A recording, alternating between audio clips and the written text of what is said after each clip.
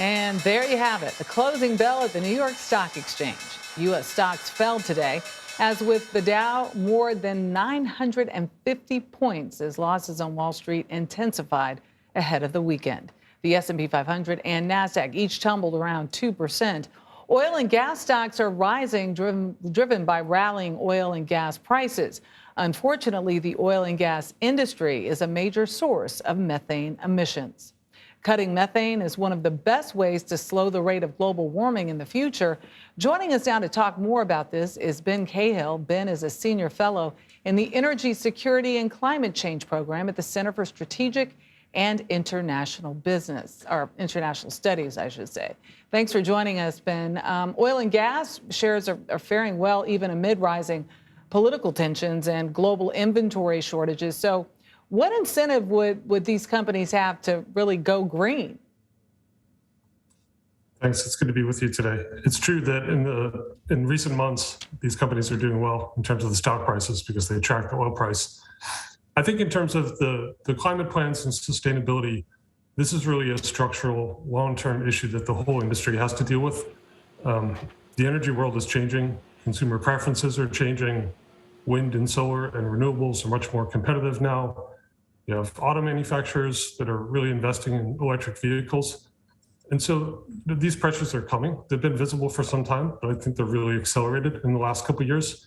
And it means the big oil and gas companies need to think hard about where they deploy their capital, where they focus, and what areas they try to move into in the future. Ben, as you know, oil and gas industries are a major source of methane emissions, considering the pressures you just talked about, and the fact that they are a major source of methane emissions. How are companies responding to this attempt to make a sustainable energy transition? Yeah, the methane issue is critical because methane is one of the easiest ways to slow the pace of global warming in the near term. The reason for this is that methane is it traps a lot of heat in the atmosphere, 80 times more than CO2 in its first 20 years in the atmosphere, but it doesn't stay there for long. So if we make progress on methane quickly, that can have a really big impact on climate outcomes. And one of the best ways to do this is by cutting methane from the oil and gas industry. Methane occurs in agriculture and in waste, landfills, but the oil and gas industry really presents the lowest hanging fruit. And so what companies are trying to do is they're trying to monitor methane emissions more carefully. They're using satellites and drone and airplane technology to find out where those leaks are happening and to fix them. And if the industry moves quickly on this, there's a lot of potential to make progress in the next 10 years.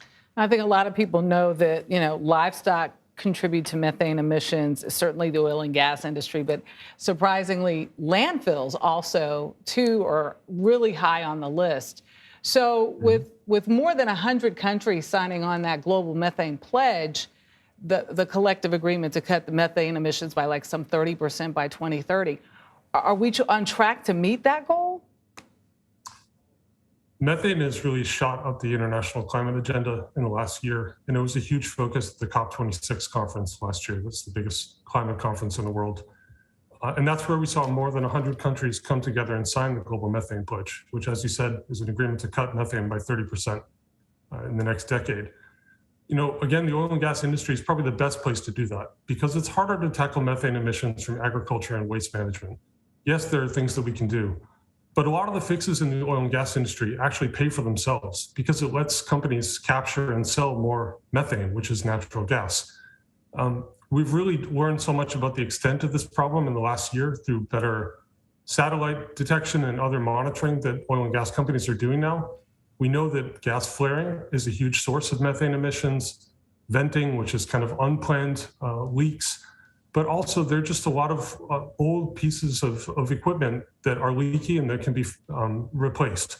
And so there's big potential for the industry to do this. The United States and Europe are on the way to introducing pretty important regulations that will pressure companies to do it. But from a corporate perspective, you also have investors and shareholders that are very much aware of this problem and that are really pushing companies for concrete action. So I think the pace is definitely encouraging, but there's much more work to be done in the coming years. Definitely a moment of transition. Certainly is. Ben Cahill, we thank you. Thank you very much.